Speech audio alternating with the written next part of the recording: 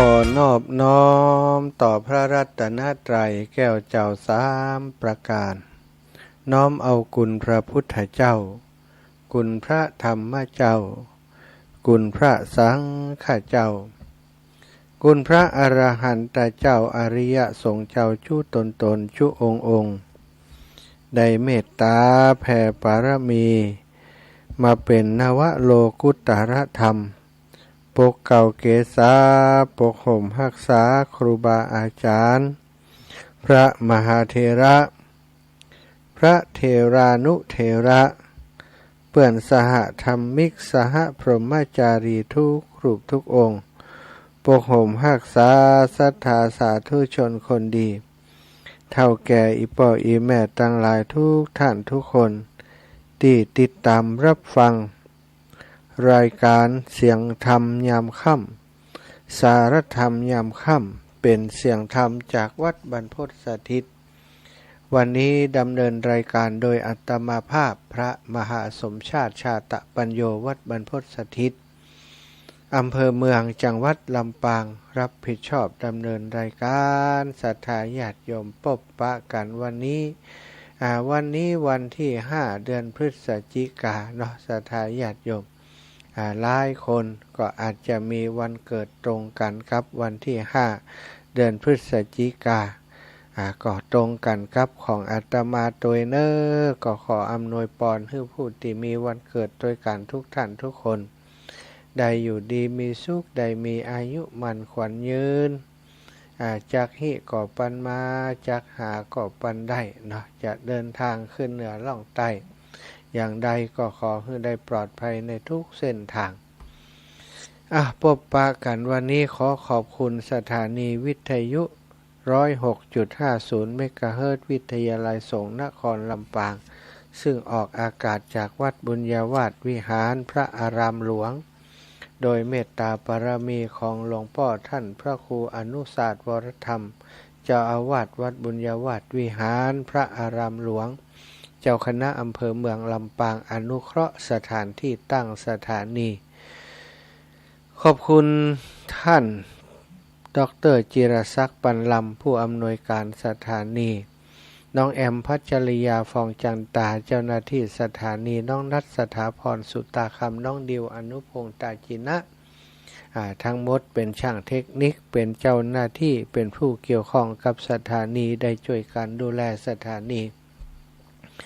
ของเฮาให้เป็นไปด้วยความเรียบร้อยต้องขอขอบคุณทุกท่านทุกคนเป็นอย่างสูงพบปะกันวันนี้ศรัทธาญาติโยมก่อนที่จะสนทนาสารธรรมเรื่องราวดีๆต่างๆก็จะปาศรัทธาไหว้พระสวดมนต์เสียก่อนตามปกติที่ได้ทำทุกวันเนาะกราบพระพร้อมกันเด้อกราบ1พุทโธเมนาโถกราบ2ธัมโมเมนาโถกราบ3สังโฆเมนาโถอิมินาสการเรนะพุทธังอภิปูชายามิอิมินา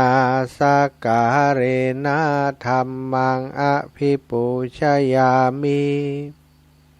อิมินาสการเรนะสังฆังอภิปูชายามิอะระหังสัมมาสัมพุทโธภะคะวาพุทธังภะคะวันตังอภิวาเทมิกราสวากขาโตภะคะวะตาธัมโมธัมมังนะมัสสามิกราบนะโมตัสสุปฏิปันโนภะคะวะโตสาวกสังโฆสังฆังนะมามิกราบนะโมตัสสะภะคะวะโตอะระหะโตสัมมาสัมพุทธัสสะ นะโมตัสสะภะคะวะโตอะระหะโตสัมมาสัมพุทธัสสะนะโมตัสสะภะคะวะโต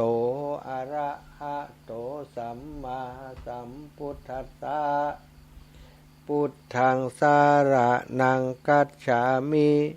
ธัมมังสารนังคัจฉามิสังฆังสารนังคัจฉามิตุติยัมปิพุทธังสารนังคัจฉามิตุติยัมปิธัมมังสารนังคัจฉามิตุติยัมปิสังฆังสารนังคัจฉามิอิติปิโสภะคะวะอะระหังสัมมาสัมพุทโธวิชชาจารณะสัมปันโนสุขโตโลกวิทูอนุตตโรปุริสธัมมะสารทิสัทธาเทวมนุสสานังพุทโธภะคะวะติสาวะคาโตภะคะวะตาธัมโมสันทิฏฐิโกอากาลิโกเอหิปัสสิโกโอปานายิโกปัจจตังเวทิตาโพวินโยหิติสุปฏิปันโนภะคะวะโตสาวกสังโฆอุชุปฏิปันโนภะคะวะโตสาวกสังโฆยายาปฏิปันโนภะคะวะโตสาวกสังโฆสามิจิปฏิปันโนภะคะวะโตสาวกสังโฆยะทิทังจัตตาริปุริสายุคานิอัฏฐปุริสาปุคลาเอสาภะคะวะโตสาวกสังโฆอะหุนายโยปะหุนายโยทักขินายโยอัญชาริกะระนิโยอนุตตรังปุญญเขตังโลกัสสาติกราบพระพร้อมกันเน้อศรัทธาญาติโยมกราบหนึ่งพุทธังวรันตังสิรสานะมามิ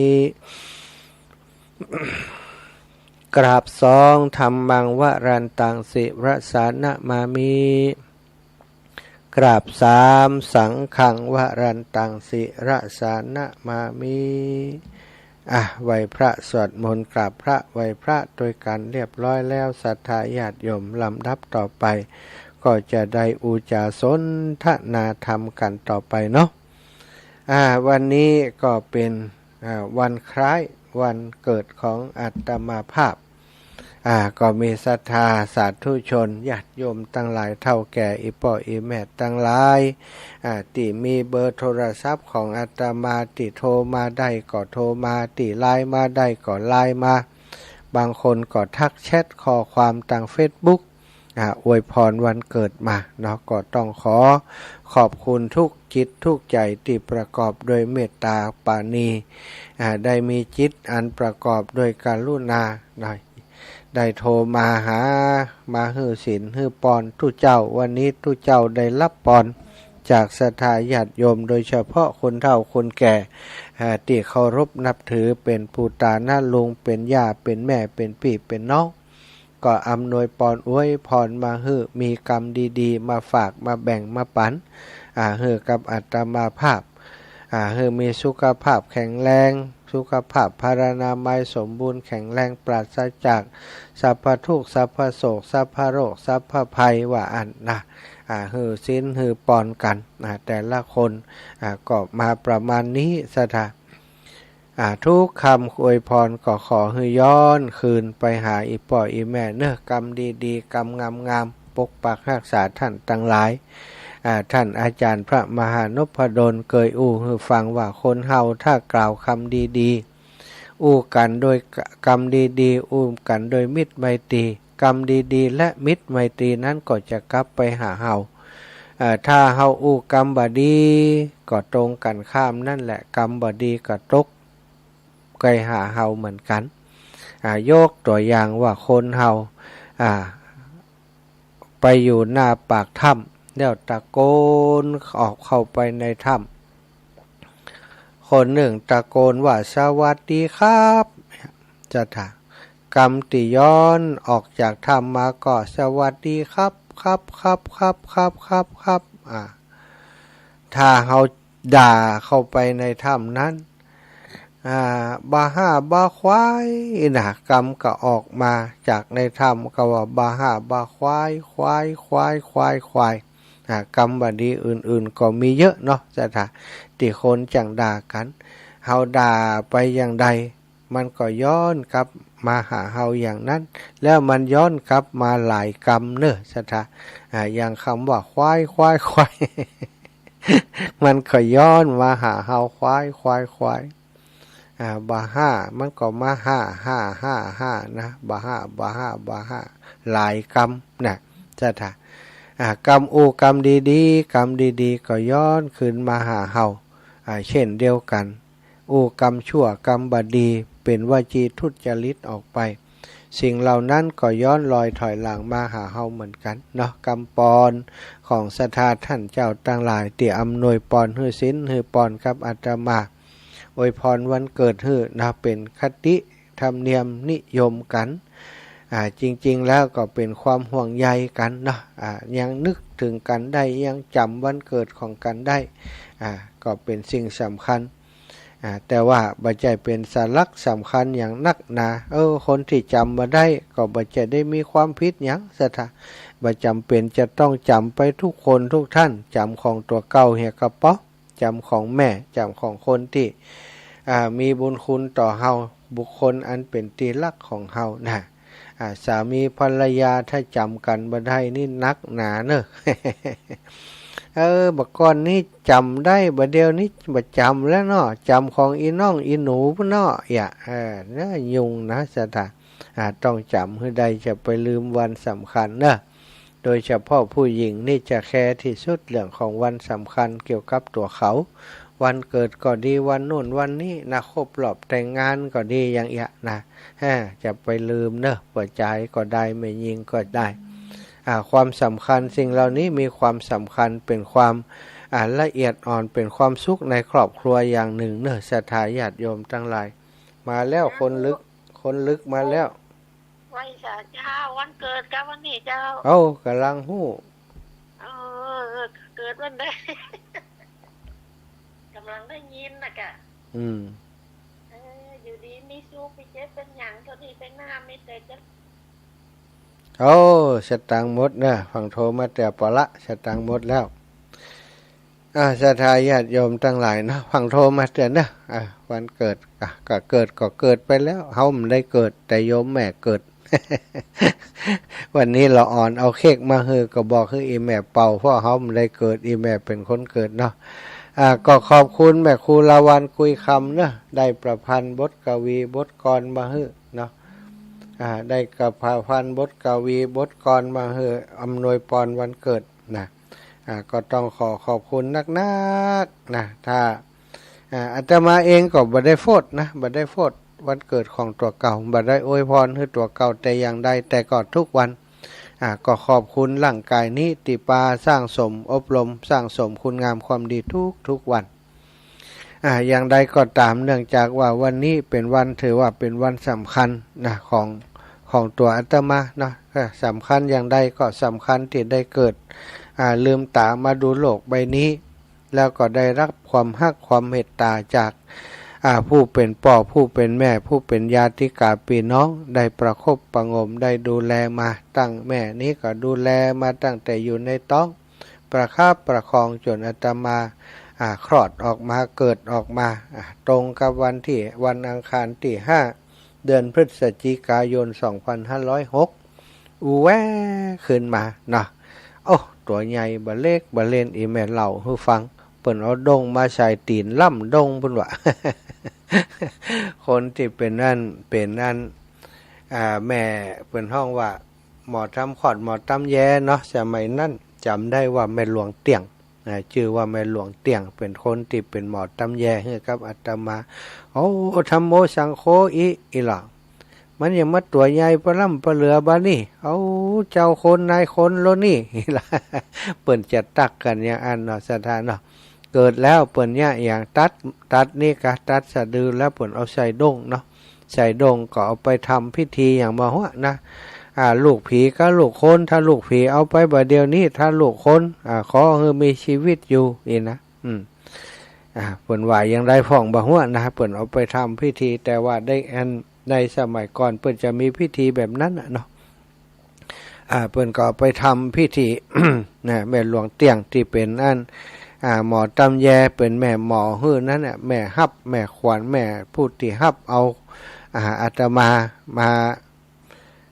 าดูแลนะเป็นหมอสมัยก่อนบ่ได้ไปโรงพยาบาลซะทางอาศัยหมอตำแยติดปลาเกิดปลาคลอดก็คลอดด้วยง่ายบ่ได้ลำบากกับโยมแม่อะยังนะออกมาก็ตัวล่ำตัวหลวงมาตั้งแต่น้อยละแล้วก็หัวล้านนี่ติดมาตั้งแต่น้อยเนอะ บ่ได้เป็นตั้งแต่ตอนเท่านี่นะตอนน้อยก็หัวล้านอยู่เนี้ยนะเปิ้นว่าโอ้หมอนี่มันหัวล้านแล้วก็มันมีอันอย่างก็ตอนที่ออกมาน่ะสถาหกมันติดออกมาโดยเนาะหกแม่มันติดออกมาโดยเหมือนกับอันเปิ้นว่าเหมือนกับอย่างก็ผ้าสบายเป็นผ้าสบายเนี่ยเปิ้นว่าน้ำจะได้เป็นตู้เจ้าเห็นละกาอีโลเปิ้นว่ากันเนาะเปิ้นว่ากันอย่างอันนะคนเฒ่าคนแก่เปิ้นก็ตักก็ตอยกันตั้งแต่ได้ลืมตาดูโลกมาก็ได้รับเมตตาจากผู้เป็นแม่เป็นมารดาคือแม่ย่าคำแต้มคมกับป่อค้ายแต้มคมป่อค้ายแต้มคมนี้บ่ค่อยได้อู้ถึงเปิ้นมันเพราะว่าเปิ้นตายละไปแล้วเมื่ออายุ45ปีพุ่นนะตอนที่ป่ออายุ45ปีตอนนั้นอายุ18-19เนี่ยสถาอีป่อได้เสียชีวิตจากไปก็ได้อยู่กับแม่แต่เพียงลำพังกับน้องกับหนุ่งเนาะอยู่กับแม่ดูแลประคับประคองกันมาหลังจากป่อเสียชีวิตไปแล้วป่ออายุสั้นอายุหนุ่มน้อย40ปลายแต่สถาได้เสียชีวิตไป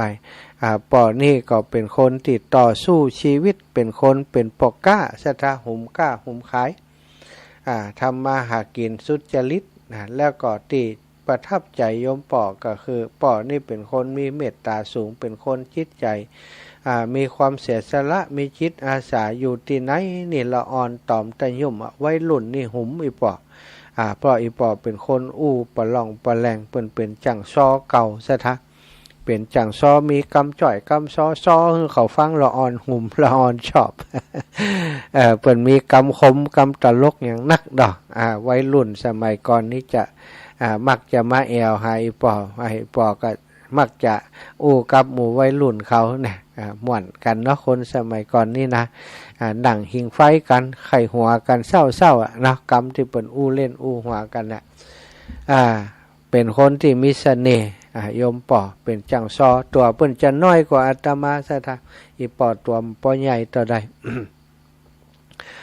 เป็นจังซอเป็นจังปีเป็นจังซอเท่ากันจะเฮียนซอสมัยก่อนนี่เฮียนยากซะทะต้องหลักจดหลักจำเอาไปเฮียนกับครูไปเฮียนกับอาจารย์อีป่อนี้ได้ข่าวว่าไปเฮียนกับครูบาอาจารย์ถึงเชียงใหม่เนาะป่อแก้วตาไหลนี่ก็ถือว่าเป็นครูซอของเปิ้นคนหนึ่งอีป่อเคยเดินทางจากเมืองปานไปหาอีป่อที่เวียงป่อแก้วตาไหลที่เวียงหนองล่องไปอยู่กับเปิ้นประมาณ10 วันซะทะไปโจดเอากำซอของอีป่อแก้วตาไหลนั้นจดกำจ่อยกำซออย่างเปิ้นไปห่ำไปเฮียนกับเปิ้นแล้วก็พอได้ความรู้ก็เอามาสอนจังซอที่ตั้งเมืองปานตั้งบ้านเกิดของอาตมานี่จังซอส่วนใหญ่ปอแก้วกะหลงแม่ลัดดานี่อยู่ในคณะเดียวกันเป็นญาติพี่น้องกันไปนักโยมป่ออาตมานี่เป็นคนมักจะชอบไปเสาะแสวงหาความรู้แต่อีป่อนี่จะเป็นจังซอนี่จะบอกเป็นตัวเอกนี่คือปอแก้วกะหลงคณะแก้วกะหลงอีกกันเนาะก็เป็นจังซอกับน้องสาวของอีป่อแม่ลัดดานี่ก็คือลัดดาแม่ลัดดาน้องลัดดาแก้วกะหลงกับน้องลัดดานี่เมืองปานบอกก่อนดังหรออีป่อนี่จะเป่าปีก้อยก่อจังปีโคก่อจังสุกอย่างจังมดนะเก่ง เก่งในเรื่องของศิลปะด้านนี้อาตมานี่หันเปิ่นตั้งแต่น้อยๆมานี่โอ้เวลาเดือนจีปีใหม่มีคนมาแอวหาอีป่อคือมาฮื้อเปิ่นมนต์อ้อฮื้อกินสถาอ้อพญาหม้อเนี่ยก็แปลกนะเวลาเปิ่นมนต์อ้อฮื้อกินนี่คนนั้นมักจะประสบความสำเร็จในชีวิตเรียนจบนะได้การได้งานทำบางคนเป็นตำรวจบางคนเป็นพยาบาลบางคนได้เป็นครูบาอาจารย์แต่ละคนนี่ทุกปีพอปีใหม่เปิ่นก็มาละวันพญาวันมากินอ้อพญาอีป่อนี่จำได้ไปไหนเลยสถาวันพญาวันมนอ้อพญาฮือกับคนที่เปิ่นมาหาวิธีกินอ้อเปิ่นก็คือเป็นอายุต่อฮืออีนะบางคนก็อายุต่ออันทำต่ออายุก็มีอ้อใส่นี่เป็นว่าถ้ามันจะเก่งนี่มนแล้วมันจะขึ้นเต็มกูบอกว่าอันนะบอกฮู้เนาะเทคนิคมีก่อนหรือว่าคาถาล้วนๆกับฮู้แหละ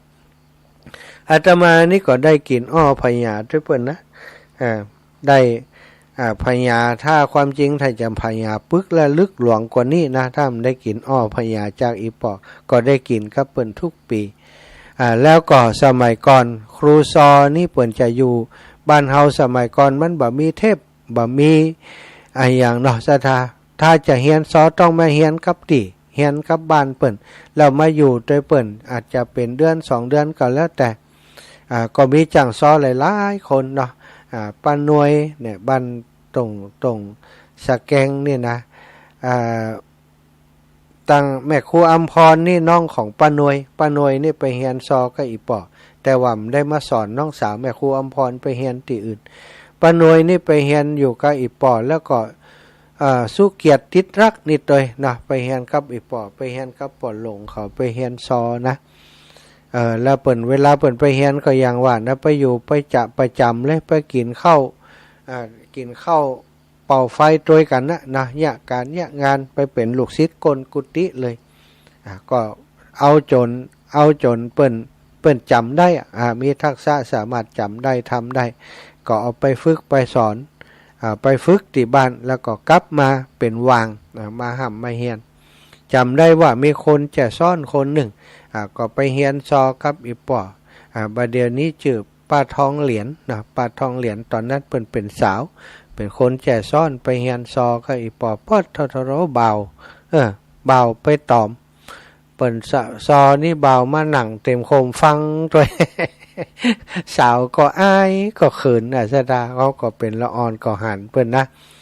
ภาพบรรยากาศบ้านนี่คือเหมือนกับเป็นบ้านของศิลปินเนาะป่อเป็นจังซอก็ทำให้มีลูกศิษย์ลูกหาอย่างนักอาตมาภาพนี่ก็หันภาพอย่างนั้นอย่างชินตาตั้งแต่น้อยมาความเป็นครูบาอาจารย์ความเป็นผู้มีน้ำจิตน้ำใจของป่อนี่โอ้น้ำใจเปิ่นอบอ้อมอารีมีอยู่ครั้งหนึ่งที่จำได้ติดตาจำได้เคยอู้กับศรัทธาญาติโยมเพื่อได้ฟังว่าไปงานวัดนะอาตมาไปงานวัดไปงานเข้าสลักที่วัด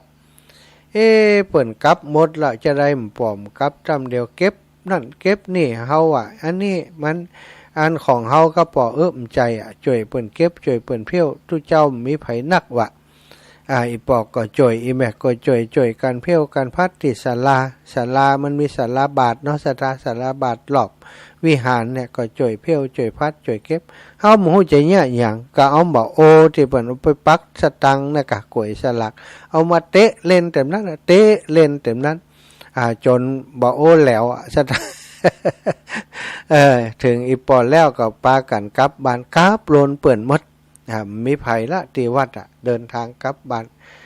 เปิ้นก็ทำเป็นปกตินะบ่ได้หยังบ่ได้อวดตัวอวดอย่างสักอย่างเป็นคนที่มักจะทำอย่างอันอีกครั้งหนึ่งที่หันภาพอีปอที่เป็นผู้เป็นจิตอาสาและมีความเสียสละเปิ้นพัฒนาโรงเรียนเปิ้นหานกิ่งฉำฉาของโรงเรียนเปิ้นเซาะคนขึ้นหานเพราะว่าบางอันกิ่งมันจะตกลงมาถ้าป้อมต้นเลยนี่มันจะล่มลงมาใส่บ้านใส่จองเปิ้นที่อยู่ใกล้ๆก็หาคนขึ้นไปหานป่ออาตมาความจริงก็บ่ได้จับอย่างกลัวไผหรอกแต่ว่าคนอื่นตึ้มไม่ไปขึ้นแกก็อาสาขึ้นไป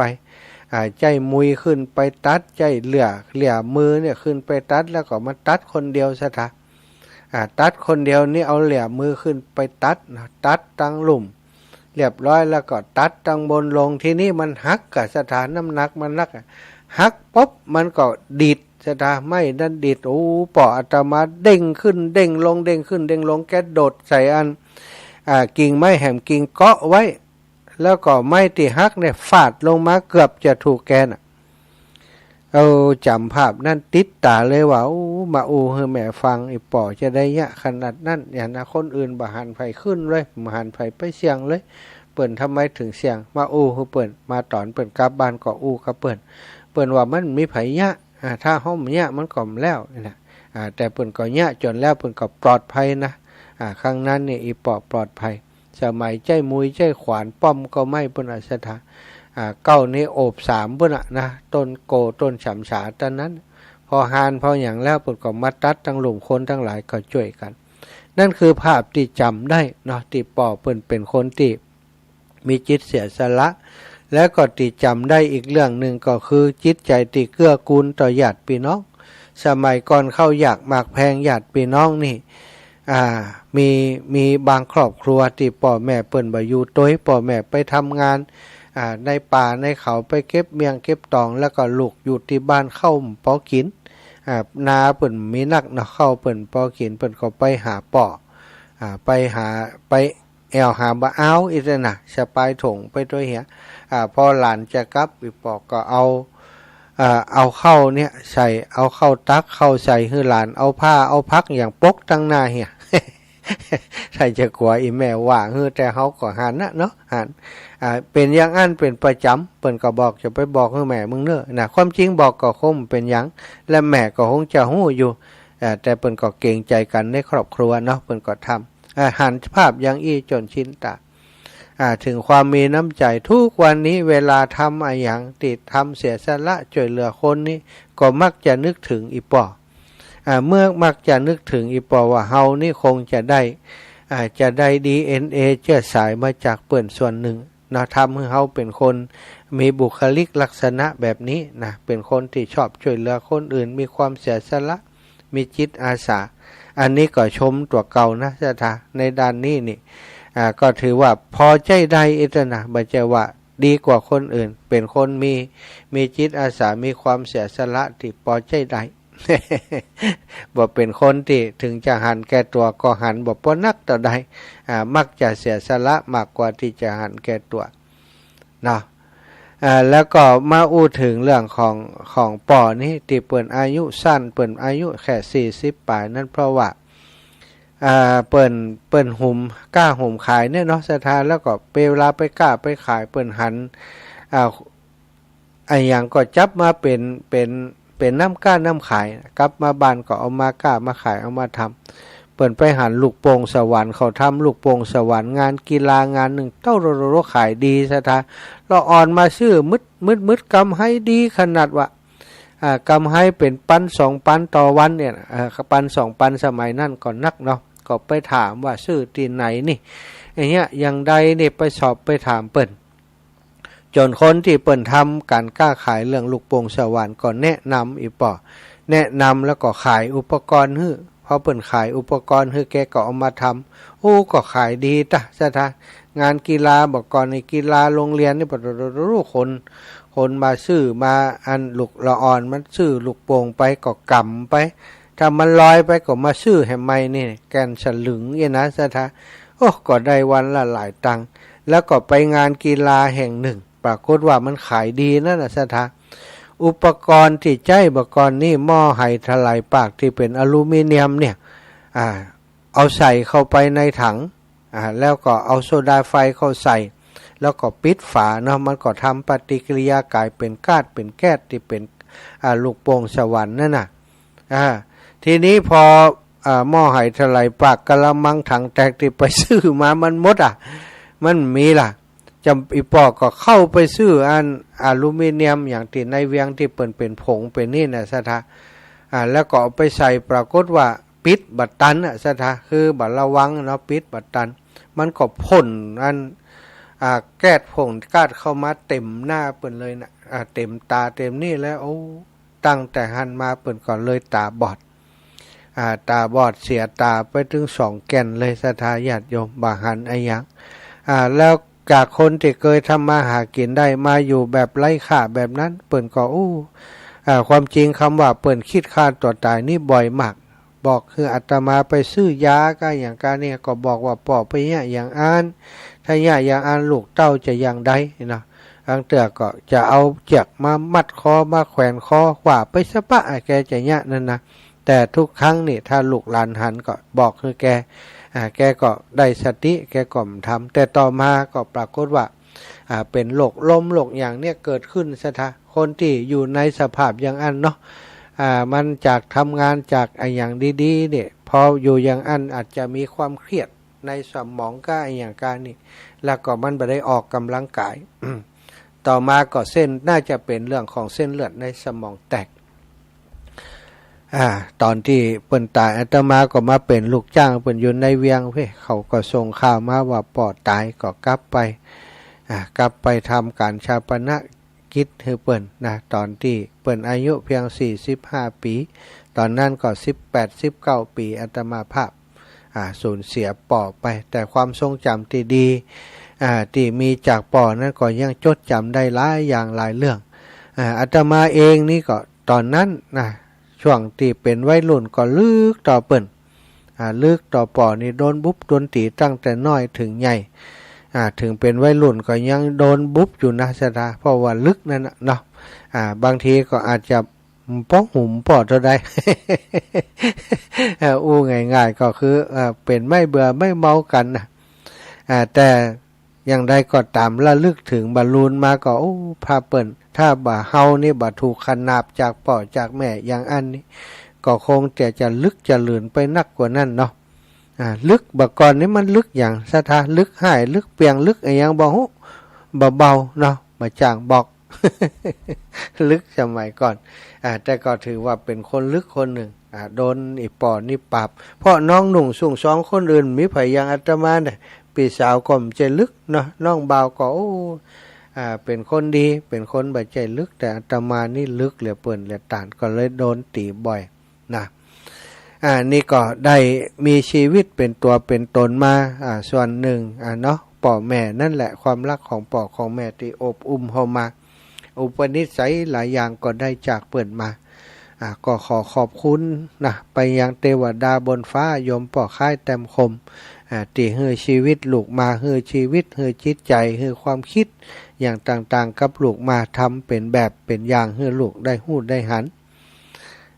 ตลอดชีวิตที่ป่อมีชีวิตอยู่ก็พยายามอบรมสั่งสอนลูกให้เป็นคนดีส่งบุญส่งกุศลทุกอย่างทุกประการไปให้โยมป่อเน้อยมป่ออยู่ที่ไหนก็ขอให้ได้บุญนั้นเป็นเทวดาบนสวรรค์ก็ขอให้ได้อยู่สุขสำราญในทิพย์วิมานเมินนานๆแม่นว่าอยู่ที่ยากที่ลำบากก็เอาบุญที่ตุลูกได้บวชได้อุปสมบทในพุทธศาสนาส่งไปให้ป่อได้พ้นจากที่ยากพรากจากที่ทุกข์ให้ได้ถึงสุขเป็นน้ำแล้วไปเลยคือเมืองแก้วยอดเนรปาเนอป่อแล้วก็เมย่าเนาะวันนี้เมย่าได้มาเป็นเจ้าของวันเกิดนะวันเกิดนี่คือวันเกิดของเปิ้นวันแม่เกิดวันของเฮานี่ออกจากท้องแม่คนที่ทำหน้าที่เกิดคือแม่เนาะสถาแต่เจ้าก็บอกน้องสาวเปิ้นว่าจัดงานอย่างกอทุปีจัดใหญ่เนอะศรัทธามากันจัดนักบอกอย่ามาจิ้มศรัทธาอยากหันอย่านะความจริงมันได้ชัดอย่างนั้นนะอยากคืออย่ามา ไม่ได้โกหกน้องนะแต่ว่าศรัทธาก็ตึงมาแล้ววันนี้มาหาหลายคนหลายท่านอยู่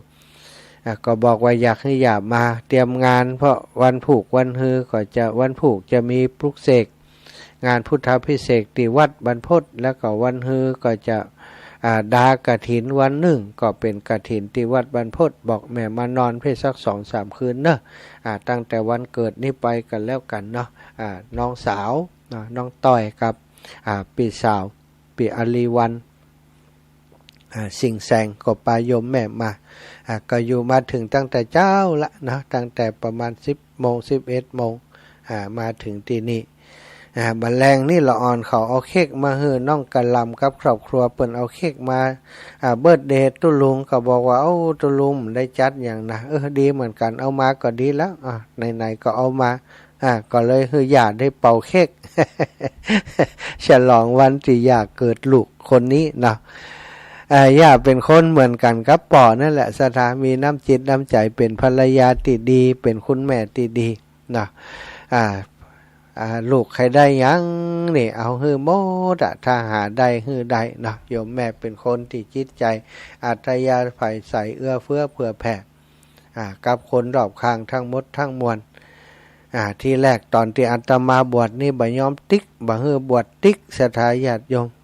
อินดูอีน้องอีล่ะอินดูแม่ของน้องน้อยเขาข้าเท่ามาไผจะพอจะก้อยมันสุขภาพมันก่อมดีลูกเต้ากับตัวก่อมมีเนี่ยอย่างใดวะบ่ต้องห่วงอีแม่อนาคตตั้งหน้าลูกเต้าเขาถึงพอเฮาจะบวชไปจ่อยโรงเรียนก็บ่ฮู้อนาคตจะอยู่ต่อใดแต่ตอนนี้มันจำเป็นต้องจ่อยโรงเรียนอีแม่คิดพอกะถ้าเฮาจ่อยไผจะทำไผจะจ่อยนี่เหตุผลให้เปิ้นฟังบวชก็บวชก็จะไปบวชมื้นอีนะ ก็เลยบอกว่าก็มื้นแล้วจ่อยโรงเรียนแล้วก็พักก็กลับมาก็ได้แล้วมันจะมีปัญหาบวชแล้วก็สึกได้แล้วมันใจมันเคยสึกแล้วแม่แกก็เบาใจวางใจพอบัดเดี๋ยวนี้ถาม5 ปีผ่านไปอย่างเข้าปีที่6นี่ถามว่าถ้าจะสึกนี่จะว่าจะไปมาล้อแม่ตายก่อนอีหล่ะ บัดเดี๋ยวนี้เอาแบบเล่นบ่ฮื้อซึกแหมล่ะจะตายเขาก็ว่าเล่นแล้วอีน้องแล้วไปห่วงมันลูกมันฮักมันจะตาย คนเฮาเปลี่ยนได้นะก็ทำบุญเปิ้นหันเฮาอยู่ตรงนี้แล้วก็ได้สร้างบุญสร้างกุศลได้ช่วยเหลือผู้คนได้ช่วยเหลือศรัทธาญาติโยมนักหนาโยมแม่เปิ้นก็เลยเบาใจสบายใจอยู่ตั้งโลกอยู่ตั้งเป็นฆราวาสก็ทำงานอย่างเงี้ยศรัทธาญาติโยมพอมาเป็นตู้เจ้าก็ทำนักกว่าเดิมทำนักกว่าเดิมช่วยเหลือสังคมเพราะมันเป็นโอกาสที่เราได้สร้างสมบุญสร้างสมกุศลเนาะปีนี้61 ปีถามว่า61 ปีนี่เสียใจอย่างพ่องดีใจอย่างพ่องนี่นะเสียใจอย่างพ่องนี่ศรัทธาญาติโยมลืมไปหมดแล้วเนาะใครที่ทำให้เสียอกเสียใจใครที่ทำให้เฮาเจ็บช้ำน้ำใจลืมไปหมดแล้วส่วนที่ดีใจที่สุดนี่ก็คือดีใจที่ทำให้ได้มีโอกาสมาบวชในพุทธศาสนาได้มามีโอกาสมาทำงานกับครูบาอาจารย์ที่เป็นตนบุญหลายรูปหลายองค์โดยเฉพาะครูบาอาจารย์ที่เคารพนับถือตั้งแต่บวชมานี่หลายรูปหลายองค์ศรัทธาญาติโยมที่เปิ้นเป็นครูบาอาจารย์แต่ก่อนแต่เก่ามาตลอดถึงครูบาอาจารย์ที่มาพบปะกันตอนบวชแล้วนี่ครูบาอาจารย์คลื่นสีขาวนี่เปิ้นได้มีเมตตาอุปถากอุปถัมภ์สนับสนุนให้ทำหน้าที่เป็นพระสงฆ์เผยแผ่ด้วยอันนี้ถือว่าเป็นความรู้สึกที่ดีถือว่าตัวเองเป็นคนมีโชคเนาะมีบุญมีวาสนาได้มาทำงานได้รับใช้ครูบาอาจารย์สิ่งที่บ่ดีลืมไปหมดแล้วสิ่งที่ดีๆก็คือการที่ได้มาบวชแล้วได้มาพบปะครูบาอาจารย์แล้วที่สำคัญก็คือบัดเจ้าแต่นั้นยังได้มาพบปะกับศรัทธาอีป่ออีแม่ทั้งหลายโยมน้องโยมปีทั้งหลายที่ได้ติดตามรับฟังรายการต่อมาก็สนิทชิดเชื้อกันทำบุญร่วมกันมาหลายคนกลายเป็นพี่เป็นน้องเหมือนกับเกิดร่วมท้องเดียวกันมาหลายคนนี้บ่ได้เป็นแม่จริงๆบ่ได้เป็นป่อจริงๆแต่มีความรู้สึกว่าเป็นป่อเป็นแม่แต่หนหลังแต่ก่อนเก่ามาตามคำที่พระพุทธเจ้าพระองค์ทรงตรัสไว้ว่าคนเฮานี้เวียนว่ายตายเกิดมานี่บ่เคยมีไผที่บ่เคยเป็นป่อเป็นแม่เป็นสามีภรรยาเป็นพี่เป็นน้องกันมาก่อนแสดงว่าคนทั้งหลายที่มีส่วนเกี่ยวข้องเกี่ยวพันกันได้มาพบมาปะได้มาหวันกันอีลุงตุงนางทำบุญสุนทรทานได้มากินมาทานร่วมกันนี้ถือว่าเฮาทั้งหลายนั้นมีวาสนาต่อกันมีบุญต่อกันมาก่อนอาตมาขอบคุณนะโยมป่อโยมแม่ทุกคนทุกท่านที่มีความรู้สึกว่าอาตมาเป็นเหมือนลูกเหมือนเต้าได้เคารพนับถือได้ศรัทธาอาตมา ที่ทำหน้าที่เป็นพระสงฆ์เผยแผ่พุทธศาสนาได้รับการยอมรับได้การช่วยเหลือจากศรัทธาญาติโยมมาโดยตลอดแล้วที่สำคัญก็คือทุกวันนี้นะที่ได้มาทำงานกับครูบาอาจารย์ที่นี่ก็มีความสุขมีความสบายใจอยู่ที่วัดบรรพตสถิตที่นี่ได้รับการอุปถัมภ์ดูแลจากครูบาอาจารย์ท่านพระมหานพดลสุวรรณเมธีเป็นอย่างดีเนอะศรัทธาญาติโยมบางครั้งบางทีก็สนองงานครูบาอาจารย์บัดเต็มที่เพราะตัวเองก็มีภาระมีหน้างานอีกอย่างหนึ่งแต่ท่านอาจารย์เปิ้นก็เข้าใจให้โอกาสทำงานด้วยกันโดยดีเสมอมาเนาะวันนี้วันเกิดทุกความดีที่ทำมาขอมอบส่งให้ศรัทธาทุกท่านทุกคนเนอะได้บุญได้กุศลมีความสุขมีความสำราญเหมือนกันคู่คนเกิดสิ่งใดก็สมความมุ่งมั่นปรารถนาการจุหนึ่งจุประการเนาะวันนี้นะมีได้ไปบิณฑบาตที่บ้านศรีดอนชัยบ้านห้วยฮีบ้านศรีดอนชัยโยมแม่หม่อนเตรียมบุญฟูก็ได้เมตตามัดมือฮือตุลูกเปิ่นนะวันนี้นะอีแม่มัดมือฮือก่อนเปิ่นก่อนตานเลยยายพรร้องวัวแดง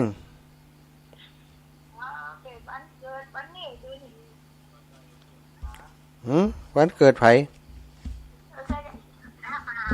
โอ้เกิดยายคำกะยายคำเป็นคนเกิด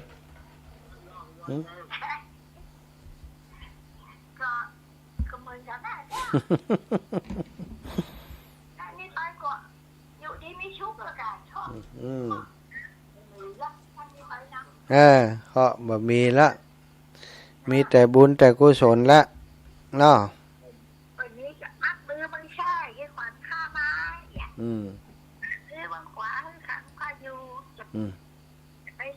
ไปไหนอายุมันกว่าเยอะเนอะอยู่ช่วยลูกชิ้นลูกหาไปมาเลยสาธุขอบคุณเนอะนี่จุกนี่หลับคืออายุสิบสองแล้วเจ้าเด้อโอ้ตายเดินไม่ได้คนเนี่ยบ้านเนี่ยจันชอนทางอุ้ยจันชอก็นานกินก็นานปั่นบ้านเราเนี่ยนะไม่เป็นจันชออยู่ลำปางว่ะก่อนนะพอละปั่นกันคนน้อยเนาะยายพรสาธุสาธุโชคดีเหมือนกันยายพรเจริญพรโยมแม่นวลเจ้าไว้สาเจ้าอวยพรวันเกิดของแม่เนอะวันเกิดแม่อยากคำเป็นคนเกิดจ้าแม่เป็นคนเกิดเนาะใจลูกเป็นคนเกิดเนาะครูแม่เป็นคนเกิดลูกเป็นคนออกลูกเป็นคนออกมาวันนี้แม่เป็นคนเกิดแม่ละถูกต้องเนาะวันเกิดของแม่วันเกิดของแม่แล้วก็เกิดลูกออกมาเกิดลูกออกมาจ้ะขออวยพรให้ลูกถึงลูกถึงแม่เนอะอยู่ดีมีสุขเนอะเจ้าแม่แม่มามีของขวัญนะวันที่13แม่จะเอากาแฟไปเป็นของขวัญได้ค่ะจ้าสาธุบุญย้อนร้อยถอยหลังไปปกปักรักษาแม่เนอะอยู่ดีมีสุขจ้าสาธุนี่ก็แม่อีกคนหนึ่งนะเมื่อก่อนเปิ่นมีตู้ลูกเป็นตู้เจ้าแล้วก็เปิ่นมรณภาพไปเจริญปอนแม่น้อยอุตุดีเจ้าไม่สาเจ้าตู้ลูกวันนี้วันเกิดตู้ลูกขอลูกอยู่ดีมีสุขเนอะทำปัญหาติดไหนเปิดไหนขอหอมหายอยู่ดีมีสุขอายุบันยืนยาว100 สาวกว่าเขาเนอขอให้อยู่เจริญลูกเลี้ยงเนอจ้าสาธุขอบคุณอีแม่วันนี้ความจริงมีคนที่มีวันเกิดด้วยกันอย่างวันนี้นี่มีแม่บัวแก้วเปียสายมาทำบุญวันเกิดวันนี้นี่อีแม่เกิดวันที่5 พฤศจิกาเหมือนกันแต่ว่าปี2501เจริญพรนมัสการครับแฟนทำแต่ครับเจริญพร วันนี้มันเกิดท่านเลยครับ วันเกิดอีแม่เป็นคนเกิดเขาเป็นคนออกมาผมขอแฮปปี้เบิร์ธเดย์ครับเนาะจะได้ค่ะแฮปปี้เบิร์ธเดย์นะครับเนาะขอให้มีสุขภาพที่แข็งแรงครับเนาะร่ำรวยครับเนาะจะเอาร่ำรวยอยู่ครับเป็นทุเจ้านะร่ำรวยเลยครับเนาะเป็นเจ้าอาวาสเลยครับเนาะสาธุบุญรักษาเนอะทุกมันกำลังใจนะครับสาธุเจริญปอนแม่สุขแก้วสอนศรีนุสรศรีลาพรศรีเตี้ยกราบไหว้สาเด้อท่านพระมหาเจ้าแม่สุขแก้วบ้านศรีลาพรศรีเตี้ยมะนงละปุนแม่สุขแก้วฟังขึ้น 98.75 วัดห้วยต่องซักชัดเจนไปเลยเด้อเจ้าท่านพระมหาเจ้าวันนี้วันคล้ายวันเกิดของท่านพระมหาวันที่5วันอังคารที่5พฤศจิกายนครบรอบวันคล้ายวันเกิดวันนี้กัดอายุกัดได้61 ปีแล้วเนาะแม่ก็ขอสุขภาพสมบูรณ์แข็งแรงเด้อ61 ปีนี่เป็นผู้สูงวัยแล้วเด้อ61 ปีเต็มวันนี้วันผูกกระเดียวตีหนึ่งก็จะย่าง62ละตีหนึ่งก็จะย่างละขอเป็นบุญเป็นกุศลสุขภาพเอาสุขภาพไว้ก่อนเนาะสุขภาพสมบูรณ์แข็งแรงท่านมหาเจ้าท่านมหาสืบพรมาจากคุณพ่อกับเพลหันเพลนี่คืนนี่มันเลยได้ตามมาถึงมันหันเนาะมันแม่นประโมทเจ้าแม่นไปหมดแม่นประตกประเจียงขอให้สุขภาพสมบูรณ์แข็งแรงเด้อเจ้าเด้อสาธุเจ้ากราบไหว้สาเด้อเจ้าเด้อสาธุเด้อเจ้าขอบคุณโยมแม่คุณโยมสุดารัตน์ชูโฉมสุขสันต์วันคล้ายวันเกิดค่ะหลวงพ่อเจริญพรให้สุขภาพแข็งแรงนะคะจ้าจัดรายการอยู่ไหมคะวันนี้จัดรายการกำลังอยู่ในรายการอยู่ค่ะพอดีมาบ้านที่บ้านตากไม่ได้ฟังอะค่ะมาบ้านเหรอค่ะจ้าสาธุนะขอบคุณมากค่ะค่ะบุญรักษาเนอค่ะขอบคุณมากค่ะสาธุเดี๋ยวกลับไปเยี่ยมบ้านเจริญพรแม่น้อมสุภาวงศ์รอบ2ได้แล้วBirthday to you ดูสู้อยู่เบิร์ธเดย์ไม่ยายคำมันเนอะคนเกิดฝนตกก็ฝนตกอยู่นะแม่ตกหลายรอบอันละก็เต็มคนนะจ้ายกดีเด้อสาธุแม่เจ้าขอบคุณแม่นักเนอะเจ้าบุญรักษาแม่ขวัญดาวบ้านกล้วยบ้านทุ่งกล้วยเจ้าแม่สวัสดีHappy birthday to you นะขอวันขอเดือนมือมดไปหายไปขอมีสุขภาพแข็งแรงไหมมีแต่สิ่งดีๆนะอายุมันขอนี้นะอาจารย์นะเจ้าสาธุเจ้ามีเน้นเป็นชุกเจ้าปันกันเจ้าแม่ปันกันคนน้อยเจริญปอนแม่ย่าวันนี้มันเกิดลูกกะเจ้าแม่ก่อนแม่จะให้ปอนเด้อขอให้ลูกอยู่ดีมีสุขคุณรักษาเทวดาคุ้มครองขอสาธุขอบคุณแม่เนอะเจ้าขอบคุณกัดอกอูได้มันนักเจริญพรแม่บัวลอยชัยสวรรค์เจ้าวันนี้วันที่5วันเกิดก็ขอบุญอันที่ประเสริฐทักสมรักษาเนื้อขอให้อยู่ดีมีสุขอยู่ด้วยกันไปวัน จ้า นี่มากล้าคืนคิดจริงได้สมความมุ่งมาตรปรารถนาทุกสิ่งทุกประการนี่ สาธุ จ้าโอเคนี่แหละอามูลน้อยเนาะจ้า สาธุอ้าวคนละเล็กละน้อยอ้าวสาวเมืองลี่มาแล้วแม่รัตดาอักเรือน รอบสองนะเจ้า เจ้า Happy birthday รอบสองสุขภาพแข็งแรงสมบู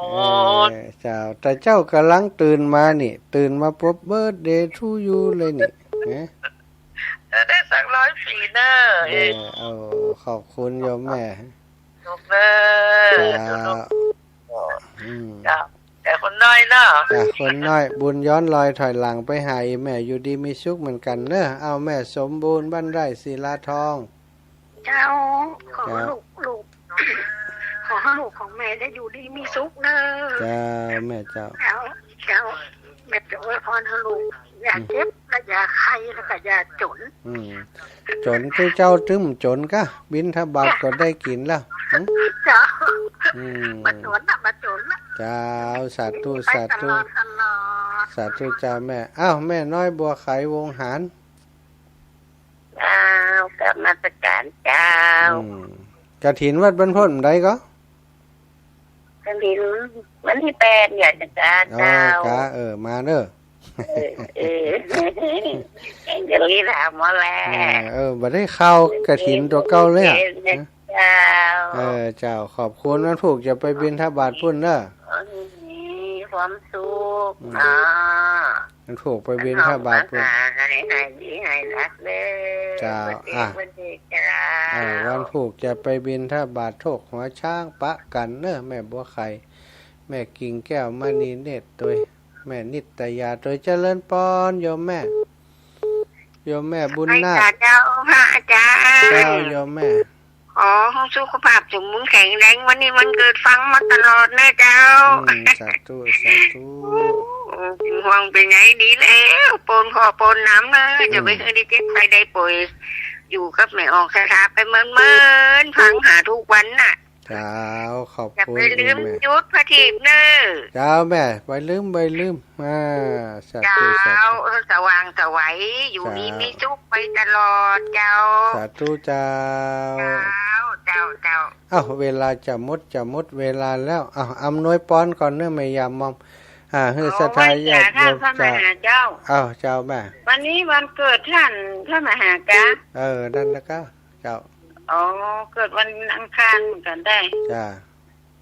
ลูกแม่ก็เกิดวันอังคารนะกระจายเจ้า